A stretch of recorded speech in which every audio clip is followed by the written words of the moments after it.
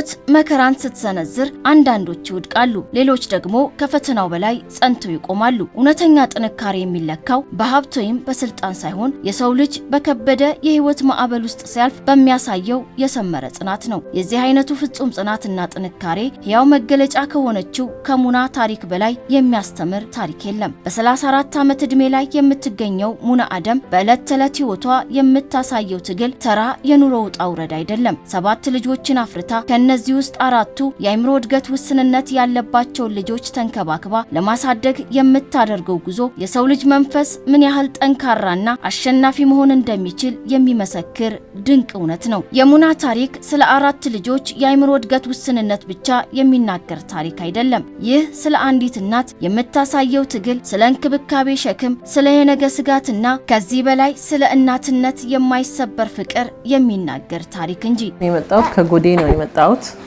1 ዓመት ተኩል ሆኖኛል እዚህ አዲስ አበባ ያለሁት ማለት ነው። 7 ልጆች ነው ያለው በአጠቃላይ ማለት ነው።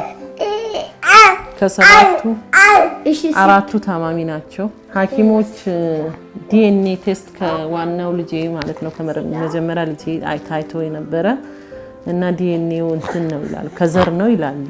እዚህ ብቻዬን ያለሁት አልፎ አልፎ አባታቸው መጥቶ ያየን ይሄዳል። እሱም ሁለታችንም እዚህ ስንቀመጥ ደግሞ አይሆንም፣ ለምን ለስራም እንትን የሚለውም አይሆንማ። ምን በላውንም እንጠጣውንም ቁርስ መልተን ምሳም አንበላበት ጊዜም አለ።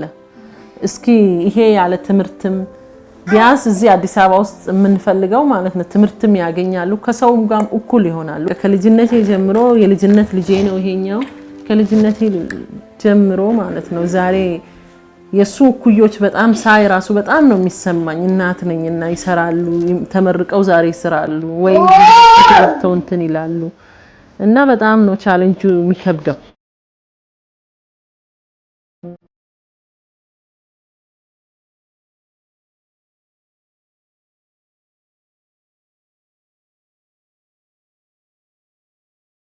ጎረቤቷ ነኝ። አጋጣሚ ማለት ሰው እንዲሁ ጎረቤቶቼን መተዋወቅ ስለነበረብኝ አጋጣሚ ልተዋወቃት ስገባ ልጆቹን አየኋቸውና በወቅቱ በጣም ነበር የደነገጥኩትና ግን ነገረችኝ። እሷ ግልጽና ነገረችኝና እንደውም ድንጋጤን መለስ አደረገችልኝ። ማለት እንደዚህ ነው ብላ ነገረችኝና ግን በጣም ነው ያዘንኩት።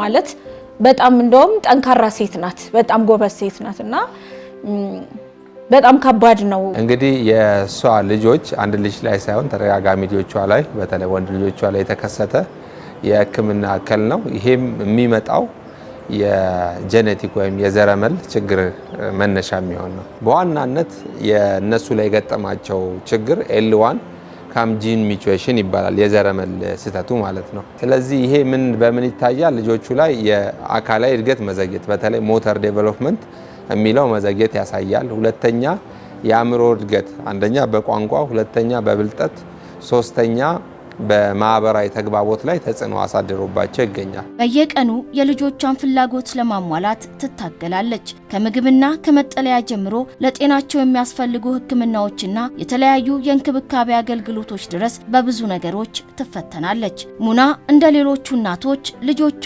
የራሳቸውን ሕይወት ሲመሩ ማየት ትፈልጋለች። ልጆቿ ተምረው ሰርተው የራሳቸውን ሕይወት ሲመሩ ማየት የእናትነት ምኞቷ ነው። ነገር ግን የልጆቿ ሁኔታ ይህንን ምኞት ከባድ አድርጎታል። ሰራተኛም ብቀጥር ራሱ ሰራተኛም አይፈልግም፣ ከነሱ ጋር ራሱ አይስማማም። እኔው እናት በቃ ሲሄድም ከነሱ ጋር ነኝ፣ ስመለስም ከነሱ ጋር ነኝ። በቃ ሙሉው ዛሬ ለበስኩት ሺቲ ነው የምለብሰው። ይቀዳድዳሉ፣ ልብሴን በራሴ ላይ ነው የሚቀዳድዱት፣ ይመቱኛል።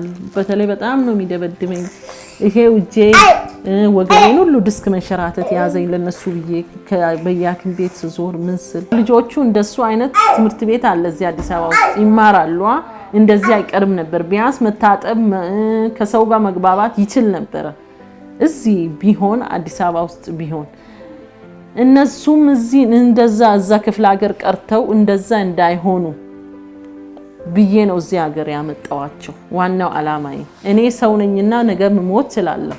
እነሱ ግን ራሳቸውን ቢችሉ ራሱ አንድ ተስፋዬ ናቸው። አለመሄድ፣ አለመናገር፣ በባህሪ በጣም ተረጋግቶ አንድ ቦታ አለመቀመጥ፣ ብዙ ነገር ማስቸገር አንድ ልጅ ላይ ሳይሆን 4 ልጅ ላይ እነዚህ ልጆች የተወሰኑት ሽንት መቆጣጠር፣ ሰገራ መቆጣጠር አለመቻል እነዚህ ሁሉ ሲደማመሩ እሷ ላይ ያለው ጫና እንደ ወላጅ እንደ ቤተሰብ በጣም ከፍተኛ ጫና ነው። አንደኛ እነዚህ ማዕከላት የተለያየ ማዕከላት ያስፈልጋቸዋል።